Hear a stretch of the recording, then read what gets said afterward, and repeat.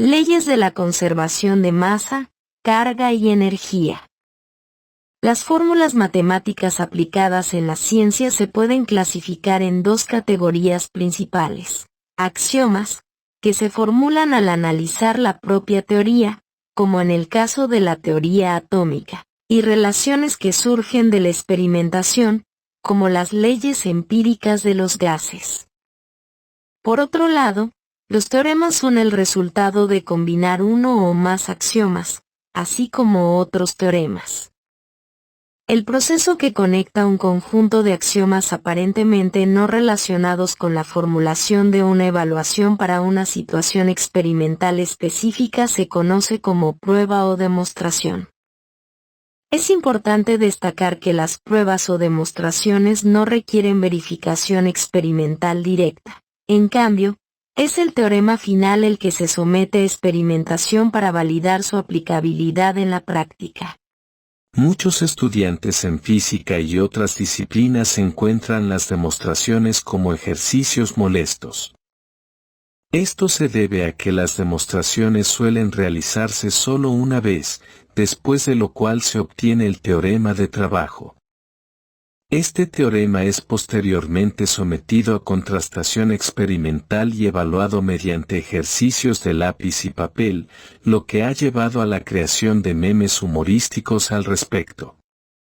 Sin embargo, la capacidad para realizar demostraciones es fundamental y marca la diferencia entre un técnico operario y un verdadero científico. Algunas demostraciones no son tan evidentes, en ocasiones se requiere aplicar atajos o enfocarse en secciones muy específicas de la realidad. Este conjunto de habilidades constituye capacidades de razonamiento crítico avanzado y también demuestra ingenio. Al igual que en el arte, la habilidad para llevar a cabo demostraciones requiere una combinación de factores esenciales. Estos factores incluyen el aprendizaje de técnicas específicas. Para un pintor, sería la teoría del color, los tipos de pincel y los materiales utilizados, mientras que en nuestro caso se refieren a las leyes del álgebra y la aritmética. Sin embargo, no basta con conocer estas técnicas. También se necesita pensamiento creativo para aplicarlas de manera efectiva. Este pensamiento creativo, inherente a muchas habilidades humanas, se manifiesta a menudo como intuición y varía de una persona a otra. Algunos individuos son capaces de visualizar la conexión entre teoremas y axiomas, percibiendo las fórmulas como si se moviesen ante sus ojos. Otros experimentan este proceso como un hormigueo en los dedos, mientras que algunos, como su profesor, lo describen como una sensación en la lengua. Independientemente de la percepción, todos coinciden en la capacidad de sentir que existe una interconexión entre pasos ordenados y lógicos. Ahora bien, es importante destacar que la intuición y la demostración son dos aspectos distintos. Muchos científicos invierten años transformando su intuición en pruebas tangibles, pero al lograrlo, obtienen un prestigio considerable. Un ejemplo destacado es Albert Einstein, cuya intuición le permitió desarrollar una serie de ecuaciones que modelaban situaciones extremas, como cuando la luz atraviesa cerca de un objeto supermasivo, como una estrella. Sin embargo, es interesante notar que, en la cultura popular, la memoria colectiva tiende a destacar a figuras como Einstein, mientras que a menudo se pasa por alto a aquellos que ponen a prueba experimental dicho trabajo, como Arthur Eddington, quien realizó las medidas en un eclipse para ver si las fórmulas de Einstein estaban en lo correcto. Desde cierto punto de vista, lo que puede ser menos valorado en el aula de clases, como la demostración matemática, adquiere un valor significativo en los círculos científicos de élite. Demostrar de manera rigurosa y concreta las ideas intuitivas es crucial para la validación y el avance del conocimiento científico. lo que eleva la importancia de las demostraciones matemáticas en contextos académicos y científicos de alto nivel. Conservación de la masa. Una de las formas más simples de expresar la ley de la conservación de la masa es que la suma de masas de productos y reactantes es cero, asumiendo que las masas de reactantes son negativas. Esta forma de la ley la conocemos como forma de suma cero. Miremos el razonamiento de donde surge. Muy bien, entonces vamos a demostrar o dar una prueba de por qué esta expresión de la ley de la conservación de la masa es válida. Entonces, la ley de la conservación de la masa, en palabras, para una reacción química establece que la masa total de los reactantes, es decir, la suma de la masa de los reactantes, va a ser igual a la masa total de productos, es decir, la suma de la masa de productos. Podemos plantear eso en ecuación de la siguiente manera.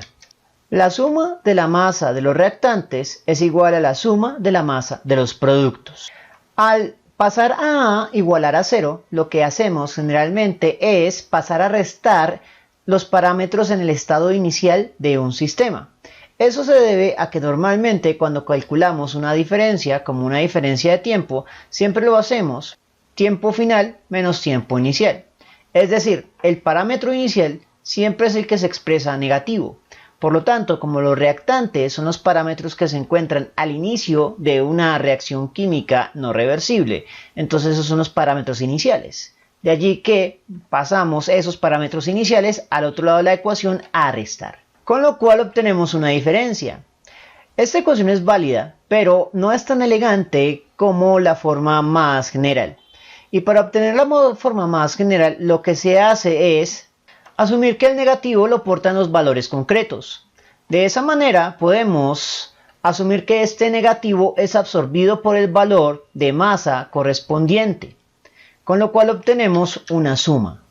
Ya en este punto no importa si se trata de masa de productos o de reactantes. Como todos son positivos, podemos decir o agruparlos todos como la suma de la masa de cualquier sustancia en la ecuación química, que es mucho más corta y elegante, pero solo es válida si se asume que el negativo lo portan los valores concretos a la hora de reemplazar.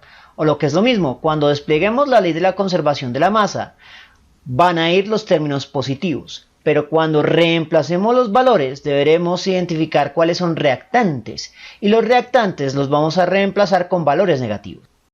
Ahora miremos una aplicación trivial.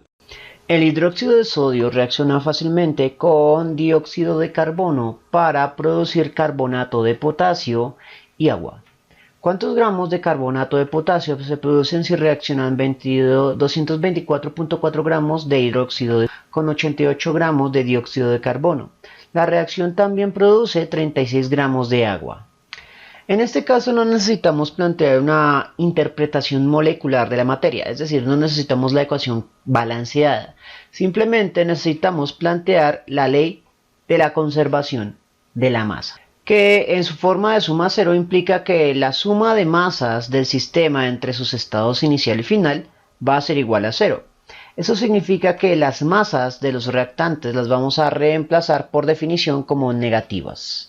Por esa sencilla razón necesitamos plantear la ecuación química, aunque no balancearla, pero sí para poder identificar quiénes son reactantes y quiénes son productos, de forma tal que podamos asignar los símbolos negativos y positivos correctos y despejar la masa que necesitamos. Entonces nos dice que el hidróxido de potasio reacciona con dióxido de carbono.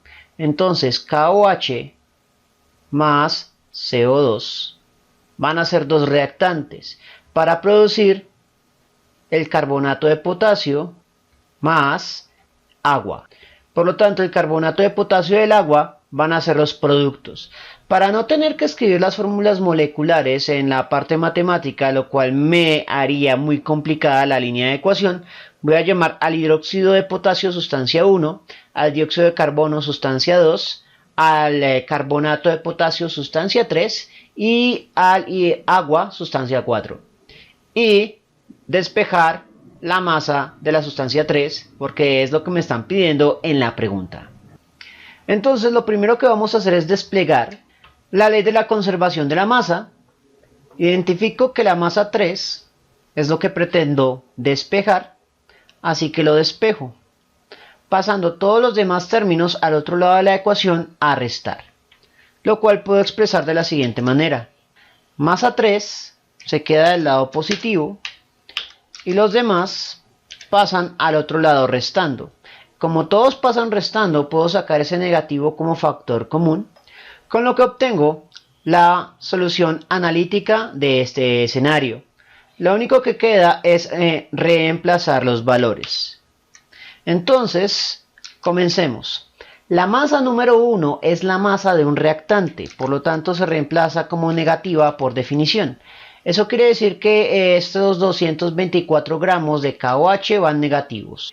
La masa número 2 también es un reactante, por lo tanto eso significa que esos 88 gramos de CO2 van negativos. Y como gramos factor común, también podemos hacer este otro truco de escribir el gramo fuera del paréntesis como factor común, lo cual pues hace más sencillo el reemplazo. La siguiente sustancia, masa número 4, agua, es un producto, así que por definición va positivo y será 36. Gramo factor común. Ahora procedemos a resolver la aritmética. Primero voy a resolver esta operación. Como los signos se van a invertir, entonces va a quedar 88 menos 36. Entonces, de 6 a 8 hay un 2, de 3 a 8 hay un 5. Por lo tanto, tendremos más 52. Y ahora sí podemos hacer la operación completa teniendo en cuenta que este negativo por negativo va a dar positivo. Por lo tanto, es sumar 224.4 más 52. Entonces, baja el 4, 2 y 4 es un 6, 5 y 2 es un 7 y baja el 2. El resultado es 276.4 en unidades de gramo, que es unidad de masa. Como el resultado salió positivo, eso implica necesariamente que la masa número 3 es la masa de un producto, justo lo que planteamos en la ecuación química. Y por lo tanto, esta será la solución. 276 gramos de la sustancia 3, que es el carbonato de. Eventos de reacción. Un evento de reacción constituye el núcleo del estudio en química, representando el mínimo número cuantizado de moléculas y otras entidades, de manera que los números asociados a todos los participantes en la reacción puedan expresarse como los enteros más pequeños posibles. Similar a una molécula, un evento de reacción es un parámetro cuantizado, ocurre o no ocurre, sin términos intermedios. Por lo tanto, todos los valores relacionados con los eventos de reacción aumentarán de manera cuantizada, ya sean parámetros de masa como moléculas, o incluso flujos de electrones y energía. Podemos visualizar la reacción química como un motor engranado, donde el movimiento de cada engranaje marca el progreso de todos los parámetros asociados a la reacción. La UPAC no ha establecido un parámetro específico para un evento de reacción único. Sin embargo, sí ha definido un término para conjuntos de eventos de reacción, es decir, cuando la cantidad de eventos acumulados es tan grande que se cuenta en términos de moles. En este contexto, se emplea el concepto de avance de la reacción, XI, que se refiere a la cantidad de reacciones completadas. Para cuantificar esto, se utiliza la letra griega minúscula, XI. Siguiendo un razonamiento análogo al utilizado para moles y el número de entidades, podemos utilizar la letra mayúscula, XI, para denotar el número de veces que se completa una reacción química. De este modo, la cantidad de eventos de reacción se define como la proporción del avance de la reacción simple, que va desde 0 hasta un punto arbitrario, designado simplemente como psi, respecto al número de Avogadro. Es importante señalar que no asignaremos subíndices al avance de la reacción, dado que este parámetro está vinculado a la reacción completa. ¿Cuántos átomos de un elemento hay en una ecuación química? En lecciones previas, exploramos cómo la interpretación molecular de la ley de Prost se utiliza para determinar el número de átomos de un elemento mediante el conocimiento de la fórmula molecular. Según esta interpretación, el número de átomos en un compuesto es igual al producto simple entre el subíndice correspondiente a ese elemento en la fórmula molecular del compuesto y el número de moléculas de este. Ahora, al introducir el parámetro de eventos de reacción, podemos calcular el número de moléculas cuando hay más de un evento de reacción mediante la siguiente expresión. El número de moléculas es igual al producto simple entre el coeficiente estequiométrico y el número de eventos de reacción. Por ejemplo, en la síntesis del agua, un evento de reacción implica 2 moléculas de hidrógeno, y a través de 10 eventos de reacción, estaríamos involucrando un total de 20 moléculas de hidrógeno. Este patrón se sigue de manera lineal y simple. El número de moléculas es igual al producto del coeficiente estequiométrico por el número de eventos de reacción. Al igualar ambas ecuaciones, obtenemos una expresión que permite calcular el número de átomos de un elemento específico al reemplazar el número de moléculas. Podemos definir esta ecuación como la ley de Prost extendida a una ecuación química, ya que las proporciones de elementos en una ecuación química son fijas o constantes, siguiendo así la ley de las proporciones definidas. Vamos a demostrar una fórmula para evaluar la conservación del número de átomos empleando la ley de la conservación de la masa, pero también otros 4 fórmulas. La definición de la masa molar, la definición del número de Avogadro y este teorema que acabamos de ver, que es la extensión de la ley de Prost de proporciones definidas pero para una ecuación química. Recuerde que el subíndice J mayúscula representa un elemento, el subíndice J minúscula representa el compuesto donde está insertado ese elemento. Por ejemplo, H2O sería un compuesto y H sería un elemento. Pero O también podría ser un elemento dentro de ese compuesto. Como tenemos muchas opciones, simplemente los generalizamos. Los compuestos van a ser la J minúscula y los elementos van a ser la J mayúscula, de forma tal que podamos escribir fórmulas generales que apliquen para cualquier situación. Establecido esto, lo primero que debemos tener en cuenta es que debemos restringir el análisis de la ley de la conservación de la masa para un elemento a la vez. Y esto tiene una razón algorítmica y una razón demostrativa. La razón demostrativa es que si no hacemos esa restricción, las otras ecuaciones no van a encajar, no va a haber un empate, no se pueden hacer los reemplazos. Y hay una razón algorítmica, y es que cuando hacemos el algoritmo sin tener que hacer la demostración de la fórmula, en efecto siempre evaluamos la conservación de la masa un elemento por vez. Así que podemos expresar la ley de la conservación de la masa en términos de la conservación de la masa de un elemento. Eso quiere decir que la suma de masas de un elemento del lado de los reactantes es igual a la suma de masas de ese mismo elemento, pero del lado de los productos. La masa de un elemento es un valor conservado en una ecuación química.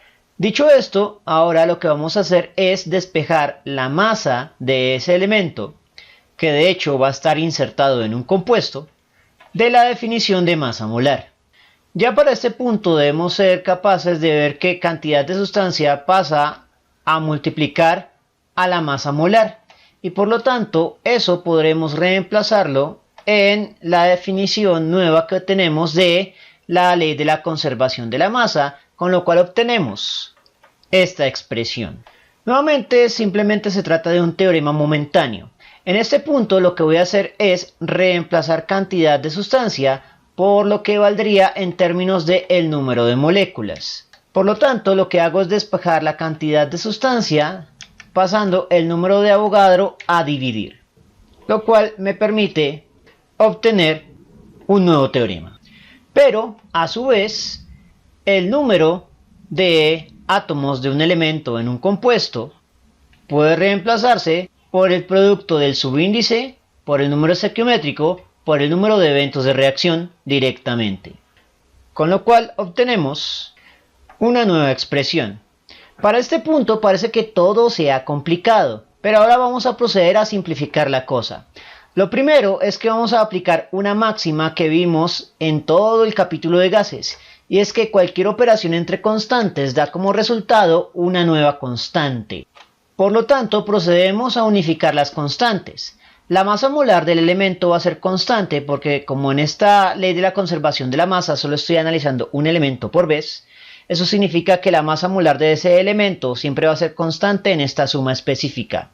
El número de Avogadro es constante por definición y el número de eventos de reacción va a ser constante para la pareja reactante y producto, porque aunque uno desaparezca y otro aparezca, ambos siempre van a estar engranados a los eventos de reacción que sucedieron o podrían suceder. Entonces, al combinar todos esos tres en una constante, obtenemos una simplificación de la ecuación. El valor de esa constante no me interesa, aunque se podría calcular. El punto es que nos podemos deshacer de ella. En primera instancia, como es constante en una suma, la podemos extraer como factor común.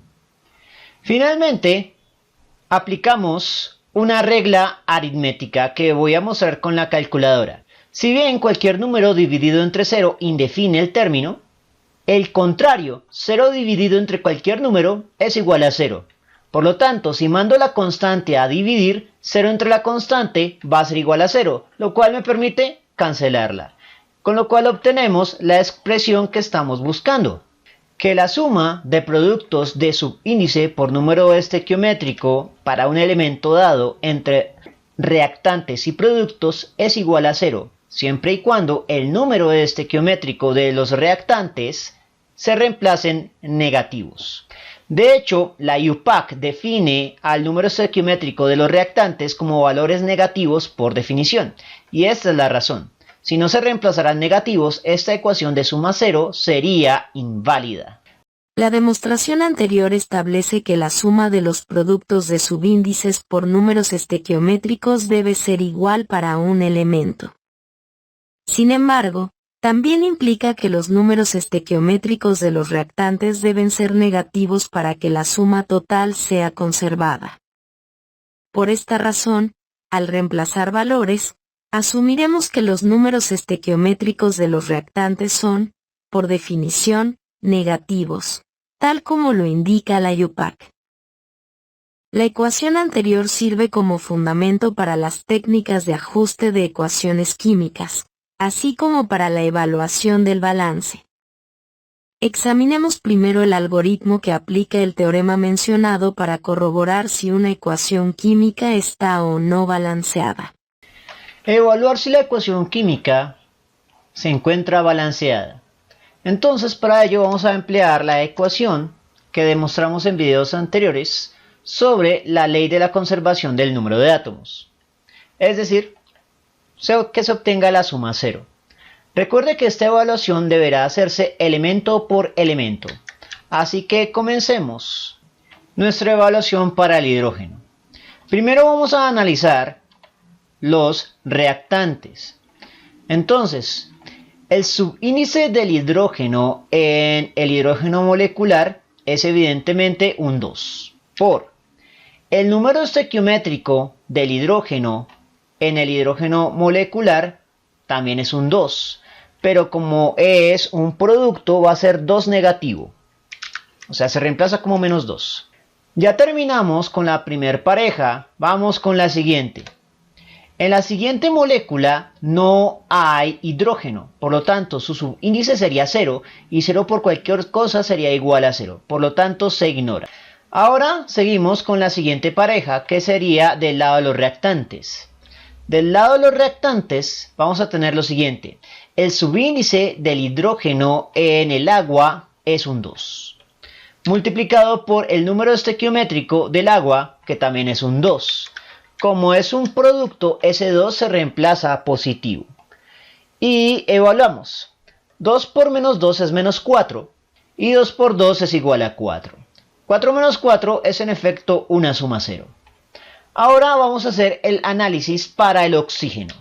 Entonces, para el oxígeno vamos a tener lo siguiente. El subíndice de oxígeno en hidrógeno molecular es 0. Y 0 por cualquier cosa es 0, así que ese primer término no se tiene en cuenta. Ahora vamos con el oxígeno molecular. El subíndice del oxígeno en el oxígeno molecular es un 2, multiplicado por el número estequiométrico. Como no aparece evidentemente, asumimos que es un 1, pero como es un 1 en los reactantes, va a ser un 1 negativo. Más el siguiente sustancia, agua, va a tener oxígeno. Como su subíndice no está dado, vamos a asumir que vale 1. Multiplicado por el número estequiométrico de la sustancia. En este caso, un 2. Un 2 positivo porque se trata de un producto. Una vez que tenemos esto, simplemente evaluamos. 2 por menos 1 es menos 2. 2 por 1 es igual a 2. Menos 2 más 2 es igual a 0. Por lo tanto, es una suma 0. Por lo tanto, la ecuación que obtuvimos a través de una demostración analítica, en efecto, sirve para generar un algoritmo de evaluación de balance de número de átomos en una ecuación química. Ten en cuenta adicionalmente que esta operación deberá automatizarse al nivel que pueda hacerlo mentalmente. Y eso sí se hace simplemente narrando. La cantidad de hidrógenos a la izquierda es 2 por 2, 4. La cantidad de hidrógenos a la derecha es 2 por 2, 4. La cantidad de oxígenos a la izquierda es 1 por 2, 2. La cantidad de oxígenos a la derecha es 2 por 1, 2. Se igualan. Entonces son diferentes algoritmos, pero lo que importa es que lo fundamentamos en una ecuación que puede ser demostrada. Y por lo tanto, la verdad del algoritmo se fundamenta en la verdad de la propia ley de la conservación de la masa y en la propia ley de proporciones definidas, y no en que lo diga un profesor o un libro de texto. Ahora abordaremos dos técnicas de balanceo, el balanceo por inspección simple y el balanceo algebraico. El balanceo por inspección simple implica ajustar los coeficientes estequiométricos hasta que, al realizar la inspección de balance, el número de átomos de cada elemento de la suma 0. Por esta razón, denominaremos al teorema anterior como la ley de inspección de balance estequiométrico. Balancee las siguientes ecuaciones químicas por inspección simple. Entonces, recuerde que para hacer el balanceo por cualquier tipo de técnica, lo primero que debemos hacer es evaluar que en efecto haya un balance. Para ello vamos a emplear como hipótesis básica que todos los números estequiométricos valen 1. Así que en este caso tenemos dos nitrógenos que entran, un nitrógeno que sale porque 1 por 1 es igual a 1. Por lo tanto, a ella no habría balance y por lo tanto hay que cambiar los números estequiométricos. Dicho esto, lo primero que vamos a buscar son relaciones de un elemento que sea par-impar, porque son los que complican generalmente el balance. En este caso hidrógeno, 3 y 2. Para lograr un balance de átomos modificando únicamente los números estequiométricos, lo que hacemos es multiplicar por el recíproco. Es decir, este 3 se convierte en el número estequiométrico del hidrógeno respectivo y viceversa, con lo cual obtendremos 6 hidrógenos a ambos lados de la ecuación. En ese punto saliendo tengo 2 por 1 igual a 2 nitrógenos saliendo y 2 nitrógenos entrando. Por lo tanto, esta ecuación ya se encuentra en balance, porque tengo 2 nitrógenos entrando, 2 por 1 serían 2 nitrógenos saliendo, 3 por 2, 6 hidrógenos entrando, y 2 por 3, 6 hidrógenos saliendo. Por lo que en total tengo 8 átomos entrando y 8 átomos saliendo. Así que se cumple la ley de la conservación del número de átomos. Ahora miremos un caso un poco más complejo. Este caso ya ronda los límites de lo que es recomendable hacer por tanteo. Por tanteo se recomiendan balancear ecuaciones que no superen las 4 entidades. Después de eso ya se pone complicado y es recomendable aplicar una técnica diferente. Dicho esto, entonces, al inspeccionar de manera sencilla tengo un azufre entrando, un azufre saliendo, 4 oxígenos entrando, aquí tendríamos 4 y 1 más 5 oxígenos saliendo. y los sodios sí están en balance, por lo tanto hay que balancear los oxígenos. Entonces, como hay un oxígeno más a la derecha, lo que es recomendable aquí es aumentar la molécula entrante para tener un valor par. Entonces, si duplico la molécula entrante, voy a necesitar el doble de sodios y el doble de azufres, con lo cual ya deberíamos tener el balance completo. Entonces serán 4 sodios entrando, 4 sodios saliendo, 2 multiplicado por 1, 2 azufres entrando, 2 multiplicado por 1, 2 azufres saliendo. Ahora hay que contar los oxígenos, que son los más complicaditos acá. Entrando tenemos 2 por 4, 8 oxígenos entrando. Del otro lado vamos a tener 2 por 1, 2 oxígenos, 2 por 2, 4 oxígenos y 1 por 2, 2 oxígenos, que en total son 8. Entonces tenemos 4, 2, 8, 4, 2, 8. Así que ya obtuvimos el balance de esta ecuación química. En general, las ecuaciones que se prestan para el balanceo por simple inspección son ecuaciones cortas. Recuérdelo, no intente balancear por inspección simple una ecuación de 5 especies. A veces la propia ecuación química es relativamente sencilla de balancear, pero normalmente no. Ahora bien, en lugar de emplear exclusivamente el método algebraico puro, aplicaremos una técnica mixta que combina elementos de este con el método del tanteo.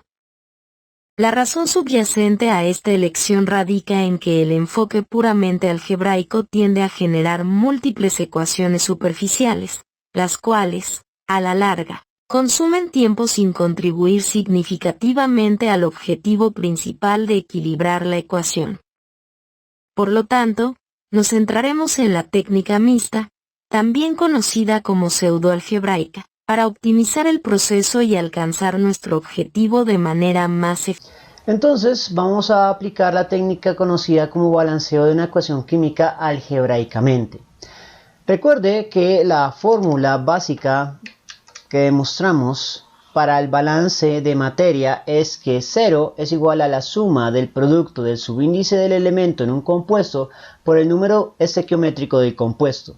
El punto aquí es que no podemos conocer el número estequiométrico exacto, pero sí podemos conocer su signo, pues los productos van a ir positivos, los reactantes negativos. Establecido eso, lo que se hace es plantear ecuaciones algebraicas para cada uno de los elementos involucrados, siguiendo esta estructura. Así que hay que comenzar evaluando nuevamente elemento por elemento. Lo primero que vamos a hacer es agregar letras que van a servir como los coeficientes estequiométricos cuyos valores no conocemos, pero cuyos signos sí. Para que este método algebraico se haga un poco más sencillo, vamos a aplicar una variación semialgebraica. Lo primero es que nos vamos a enfocar en la sustancia que tiene más elementos, que sería este manganato de potasio que tiene 3 elementos. Por lo tanto, este va a condicionar a 3 ecuaciones posteriores. Adicionalmente, vamos a revisar el hecho de que tenemos 6 variables, desde la A hasta la F, pero tenemos 1, 2, 3, 4 y 5 elementos. Como la cantidad de elementos es 5, van a salir 5 ecuaciones para 6 incógnitas, y en términos estrictos no se puede resolver. Para que un sistema de ecuaciones se pueda resolver, la cantidad de incógnitas debe ser igual a la cantidad de ecuaciones. Sin embargo, ahí es donde entra en juego el hecho de que asumamos o nos enfoquemos en la sustancia con más elementos. A la sustancia con más elementos le vamos a agregar la unidad. Y luego vamos a balancear lo que podamos por inspección simple hasta que nos bloqueemos. Entonces, un potasio que entra, un potasio que sale. Un manganeso que entra, un manganeso que sale. 1 por 4, 4 oxígenos que entran, entonces vamos a necesitar 4 oxígenos saliendo. Eso me va a condicionar la cantidad de hidrógenos. 2 por 4, 8 hidrógenos saliendo, por lo tanto voy a necesitar 8 hidrógenos entrando. Como ya tengo el balance de casi todas las sustancias, lo único que me faltaría es el balance de materia para el cloro, para el cual sí vamos a plantear una ecuación algebraica. Entonces comencemos. no hay cloro en la primera sustancia, tengo 1 por 8 igual a 8, pero como es 8 en un reactante va a ser 8 negativo. Más, tengo 2 cloros de subíndice, por 1 serán 2. Siguiente, tengo 1 por 1 igual a 1 cloro. Más, tengo 2 por E, será igual a 2 veces E. Y en el último no hay cloros. Lo que voy a hacer primero es simplificar estos términos. 2 más 1 es igual a 3. 3 menos 8 es igual a menos 5. Ahora sí podemos despejar fácilmente E. 5 pasa al otro lado de la ecuación a sumar y el 2 pasaría a dividir. Expresando la ecuación de manera elegante obtendríamos lo siguiente. Que E es igual a 5 medios. 5 medios no es un valor entero, pero esta base me da la clave. Si multiplico por 2 voy a obtener 5, pero este 2 que tenemos acá deberá multiplicar a todos los coeficientes estequiométricos que definimos arbitrariamente para que podamos definir todo en términos de la serie de números enteros más pequeña posible. ¿Por qué? Pues se preguntará, pues resolvamos esta división para explicarlo mejor. 5 entre 2 es igual a 2.5. Eso quiere decir que tendríamos 2.5 moléculas de cloro, lo cual, por definición, no se puede. La razón es esa cola del punto 5. No puedo tener media molécula de cloro. Es imposible, inviable. Por definición, las cantidades o números estequiométricos son valores cuánticos. Y al ser valores cuánticos, deben expresarse como enteros. Por esa razón, debemos multiplicar por 2 todo. Así que, pues, simplemente vamos a ofrecer la solución final. 2 por 1, 2. 8 por 2, 16. 2 por 1, 2. 2 por 1, 2. 5 medios por 2, 5. Y 4 por 2, 8. Teniendo esto, lo único que hay que hacer es evaluar el balance de materia. Entonces tendremos 2 potasios que entran, 2 potasios que salen. 2 manganesos que entran, 2 manganesos que salen.